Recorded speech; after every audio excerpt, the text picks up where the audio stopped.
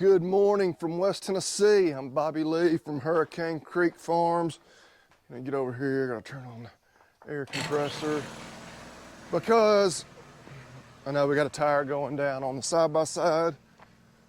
Kind of first thing this morning, we're gonna ride out and check the cows. The two of our herd that have yet to calve, which I was checking our breeding dates, and based on a 285-day gestation, they should have calved like 5 days ago. So, you know, obviously they can go a little longer. You know, it's not, you know, terribly uncommon.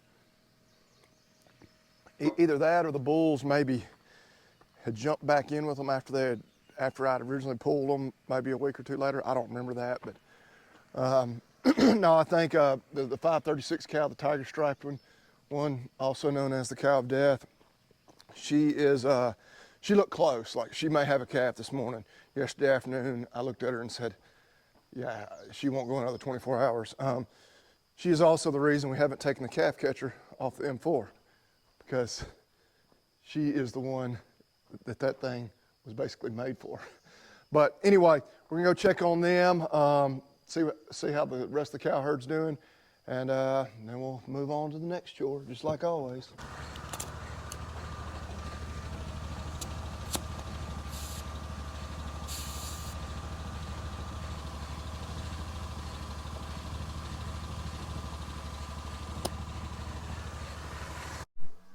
Well, there she is, and she has not calved, so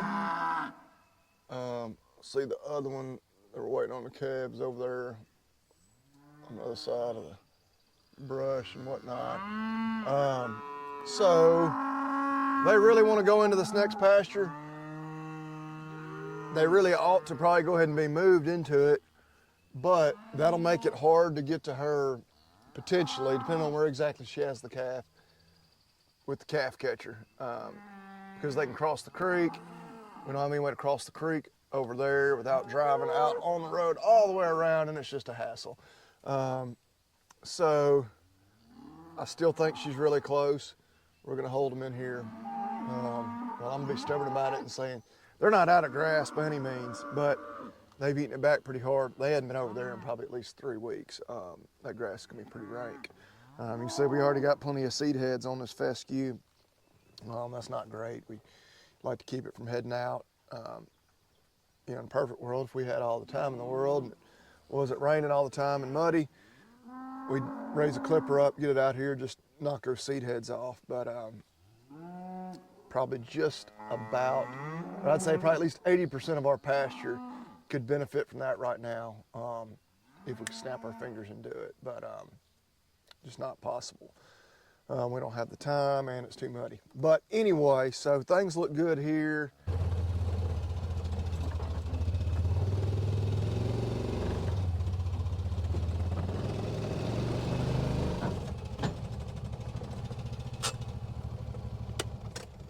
So clearly we're loading up the side-by-side as we go up to the road to the other farm.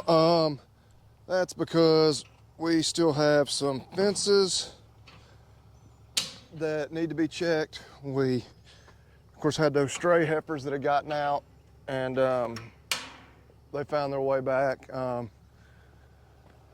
We fixed the spot where I'm almost certain they had gotten out. We found another spot or two that weren't great, you know, just a couple of wires broken. And that was on one property line of that pasture. We need to walk the other one too. So I know of at least a spot or two that'll be some minor repairs. There may be more. Fingers crossed there will not, but two, we just need to go check on that bunch. Okay, down here to check on this crew, and I like it when they're not all up here waiting on me. That way I can count them as they come up. And so with that said, I'm gonna put the camera down, work on getting some feed out, and getting a head count.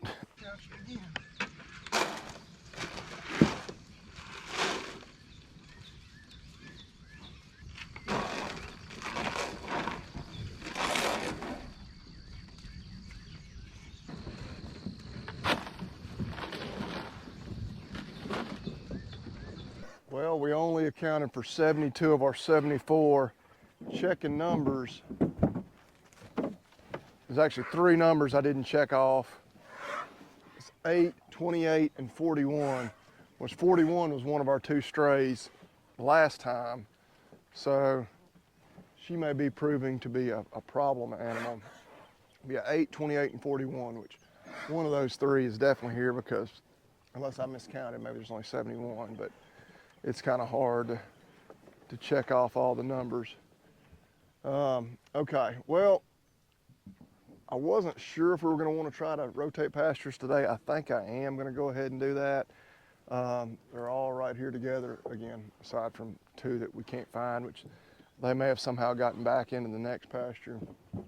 I don't know. Super frustrating when it's just so nice when you come down here in the morning, it's like, there's all of them, all 74, present, accounted for, we're good to go for the day. But yeah, we're gonna go ahead and let them in that next pasture, and then check on, patch those couple spots of fence in that pasture as well.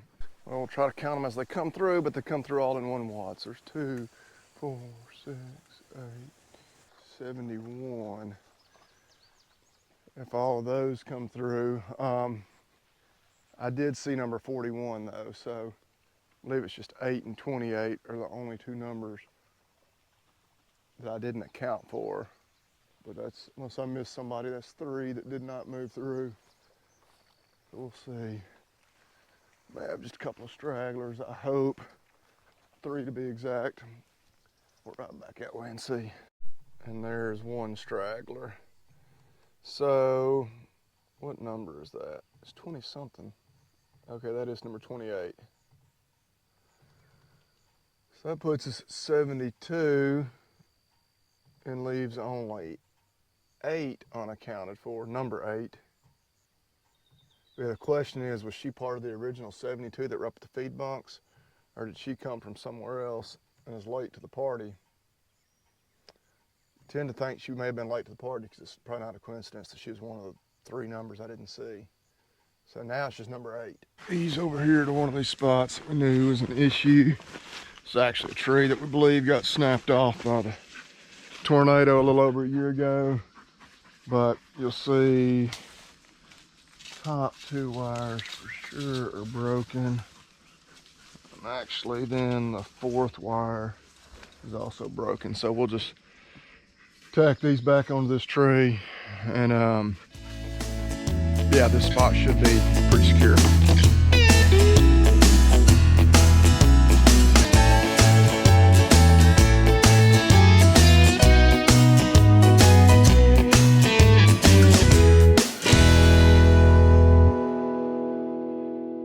Our buddy Smokey had to join us for that quick repair. So yeah, nothing fancy like usual. Just got those 3 wires that were broken loose, tacked back on there. I don't think that is where anything had gotten in or gotten out, but was a spot we found. What was that? But I guess it was 2 weeks ago when they were out, and we just moved them out of this pasture, so it hadn't been super urgent to get it fixed. So, but now the other property line that's in this pasture, we're going to check yet. When they hadn't gotten out over there, obviously we knew they were out over here because the neighbor on this side had informed us. But we're going to check the other side, and it'd be a miracle if we didn't find at least something that needed to be fixed. Well, we didn't have to go far once we're over to the side to find a really bad spot, which, see, we got this tree down on it here, wires completely down. This sycamore, and I don't know, I think there's a big oak over on the other side. They were blown down also during the tornado. It's kind of a mess, but kind of the way they fell, they really couldn't get out. But I don't know if that snag fell out of something else or what, but yeah, to fix this permanently the way it should be, I mean, we really need like a dozer and an excavator. We have some massive trees to move. That's just not gonna happen, definitely not today. So we're just gonna cut this one that fell off, pull those wires back up, because if we can get good fence back over to right in there, they can't just walk out, not without a whole lot of effort. So we'll see if we can make that happen.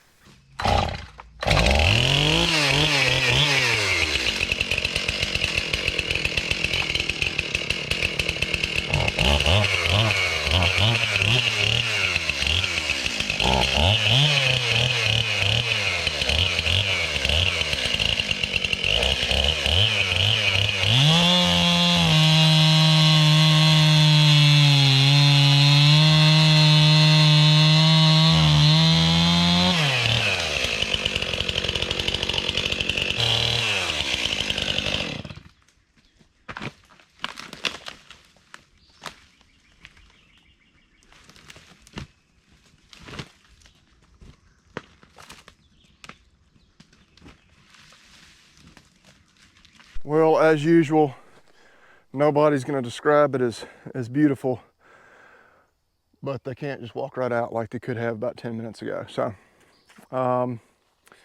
actually, we'll go ahead and walk this way. You can see just, all this massive, just bunch of trees that came down, during that storm. We really kind of just, I don't even know what's the right way to describe how we fixed it. Band-aid, slapped a Band-aid on it, probably the easiest and nicest way to say it. But as you can see, it's not even easy to get over here through this treetop. So, yeah, we put some of these wire panels up. They end right there, but then it just gets into a jungle where, and a cow or one of these 600-pound calves could definitely weave their way through there and kind of get over.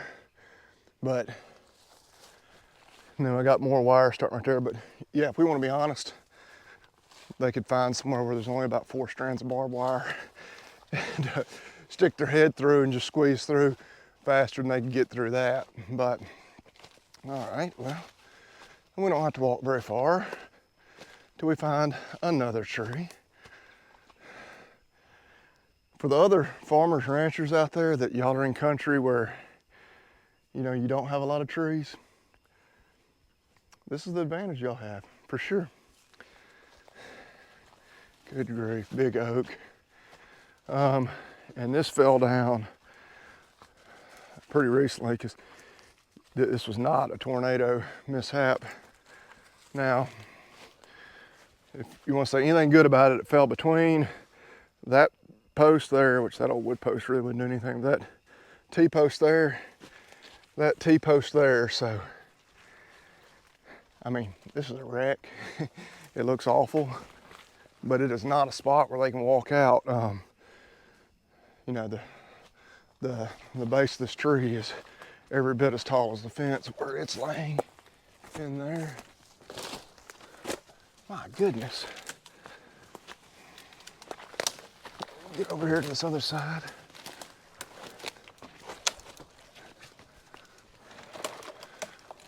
I can do so without breaking my neck.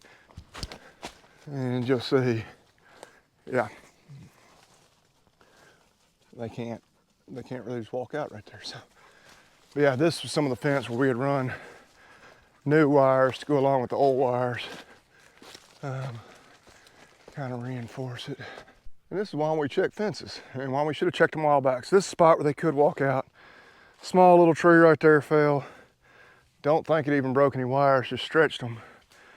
But they could easily walk up, boom, step right out right there. I mean, it's just timber this way, so not a lot of reason for them to do it, but yeah, sometimes they don't use logic. Of course, I didn't carry the chainsaw with me, so we need to walk back, get the chainsaw and fix that spot.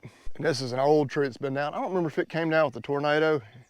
It may have, or it may have even been before that, but it was actually across the fence over on the neighbors, fell across us, but of course the top and all is so massive, it's actually off the fence. Now, as gravity and all take over the coming years, this thing's been here over a year now, it's certainly gonna become a problem at some point, but yeah, I mean, what do you even do with a tree that big? It's you're gonna take at least a dozer, if not an excavator, to move it. But yeah, this T-post right here, which I don't think there's a ton of weight on it, but it's just sitting there on top of it. But yeah, the fence is just, these trees are just, they just wreck our fences. Like, yeah, when you go out west, and I've been out there, elk hunting, mule deer hunting, and Montana, Wyoming, that part of the country where they just don't have this massive timber, at least not out, kind of in the grazing areas. It's like, yeah, you look at that fence and it's probably been there 50 years, maybe twice that long, I don't know. Yeah, they may have some wire get rusty and need to be patched every now and then, but I mean, this is an every year thing for us where, everywhere where we've got fences and timber, which, you know, we get 55 inches of rainfall a year where they get, I don't know, depending on exactly what we're talking about, maybe 20. And so we have the advantage of we can graze a lot more animals, you know, on smaller areas. So there's advantages and disadvantages of being anywhere you are. All right, I'm gonna walk up here, cut that one small tree off, pull those wires up, and then we get to walk the other way.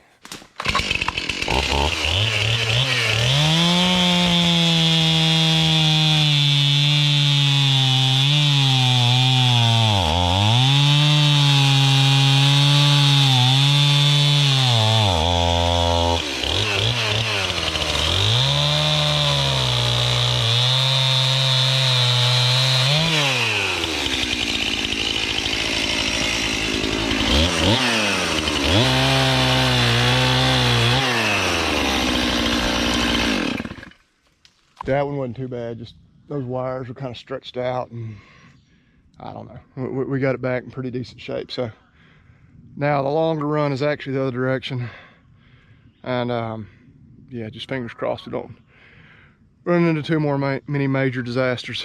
And the hits keep on coming. A little worse than that last spot, but similar. That doesn't look like the wires are broken. They can't just absolutely walk out right there, but chainsaws about 100 yards or so back that way in the Pioneer. We'll go ahead and walk up the rest of this stretch to the top of the hill, see if there's anything else, and then hope this will be the last spot to come and fix. See the tape there? Almost certain that's from timber crew. They're cutting timber now on this side of us. Yeah, last year neighbors on the east side cut theirs. This year these people are cutting this, which I'm pretty sure that's placed actually for sale. It's not a very big property, it's like 20 something acres. I don't know, we were somewhat interested in it just because it joined us, but I mean, I'll be transparent with you, it's all public tax record anyway. We paid less than $2,000 an acre for our place like 5 years ago. It's about 50-50 timber and open pasture ground. This place, 100% timber, which there's some value in the timber, or there was, and they're now cutting it. And they want, I forget, it's like $6,000 an acre, which in some parts of the country people are thinking, oh man, that's a bargain. And for like super prime, like flat, you know, creek, river bottom, you know, row crop ground around here, which is, you know, aside from just like commercial real estate or somewhere to subdivide, I don't know, even that prime farm ground doesn't typically bring that. We never paid near that, so I just kind of, and two, I was like, well, yeah, it'd be nice, another 20 acres that joins us. I mean, how fantastic would that be? But it would offer us zero return, especially if the timber's already been cut, because it's completely grown up. It's really rough, you know, just hills and ridges. You'd spend tens, if not hundreds of thousands of dollars clearing it and getting pasture established. You'd never get that money back. So it would really be just a little extra ground to a squirrel and turkey hunt, maybe deer hunt on. So anyway, anybody's interested, you could come be our neighbor. But yeah, I don't know, you could probably find a house seat or two on it. You know, if somebody wanted to have a little acreage outside of the city. Oh, down I go. But yeah, it's just COVID, land prices, you know, people, you know, the real estate market really boomed in these areas outside of the, you know, major cities where everything was locked down. And then you also have, we have a Ford Motor Company plant, like huge, like Ford's single largest investment ever in the US. I don't know, 30, 40 miles up the road. So everybody thinks, and definitely the land around it in that immediate area has gone through the roof. But now you got everybody, you know, a county over on the other side of the county thinking, that makes my land worth a whole lot more. I don't know, maybe it does. It's worth whatever somebody's willing to pay you. But anyway, it's my little rant. And two, I'm almost certain, I'm not bashing anybody, but I'm pretty sure these landowners don't live within 200 miles of here. So I'm not sure that they have just an absolutely firm grasp on the realities of our market in this area. And yeah, whatever. So if somebody comes along and gives them 6,000 an acre, more power to them.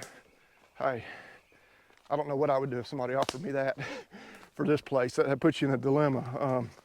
Those of you that listen to the podcast know kind of Logan's story where, I mean, we buy all kinds of farmland. I mean, I want to act like I'm some land baron. Like, we buy farmland when the opportunity is right. And I say we, I mean most everybody that farms in this area. That includes me individually, me and my dad and my brother, my cousin. Well, Logan bought a place, zero intention of ever selling it, you know. But he didn't own it for, you know, a long period of time. It wasn't like it was property that had been in the family for, you know, multiple generations. Tried to buy the neighboring place. They wanted an astronomical amount of money for it. And he kind of laughed and was like, well, if they can get that money for that place, you know, whoever buys it, you tell them they can have mine too. And yeah, I don't know, you say they called his bluff or whatever, but they did. And yeah, he was able to put himself in a pretty good situation financially for, you know, a young farmer who's still trying to, you know, work his way through a lot of debt like all of us are. And so, yeah, I've owned this place 5 years. I have developed an emotional connection to it. But somebody came along and offered me 3 times what I paid for it. That's when I would consider, I don't know, leaving this part of the country entirely. If land prices get that high, we'll pack up and go somewhere where maybe we can buy a little cheaper, which, I don't know, that may be wishful thinking.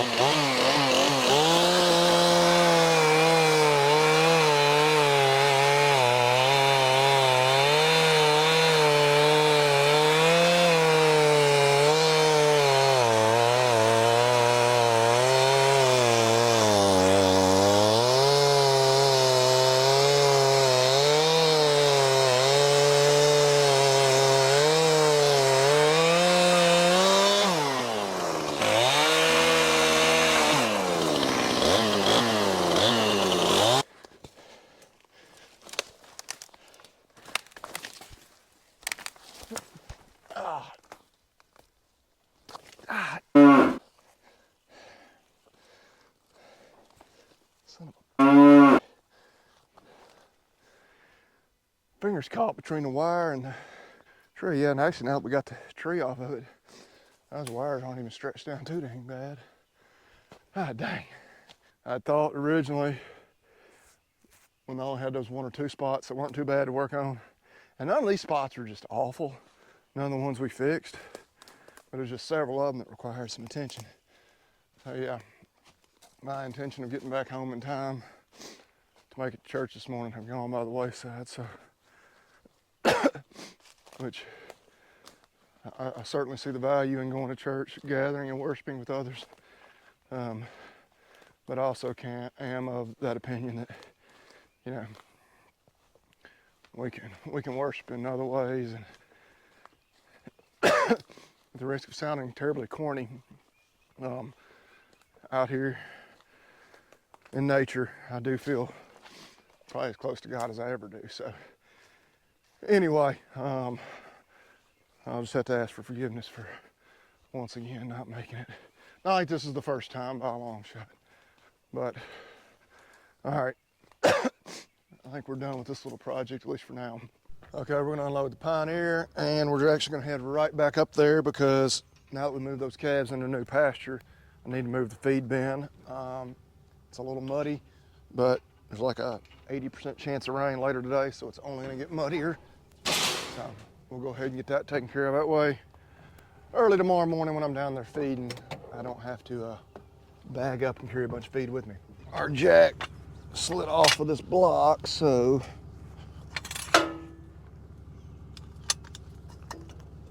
see if we can do this without getting hurt. Just gonna try to roll back. All right.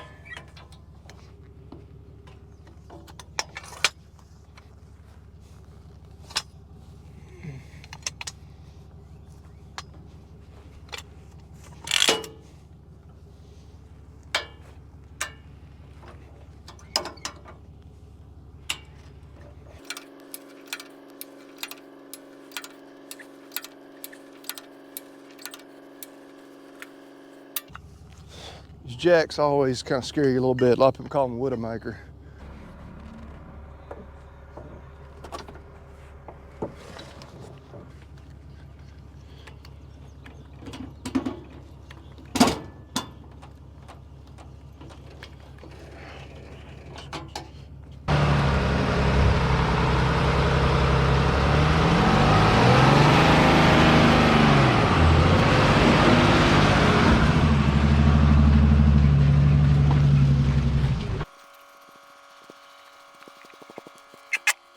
Okay, got that moved. Yep, definitely a little slick getting in here, coming through the woods there. Whew, but make feeding in the mornings that much easier. Of course, I'd be remiss if I didn't mention ag gear. Got on the Simple Farm shirt this morning. Go to aggearstore.com. But use discount code Hurricane.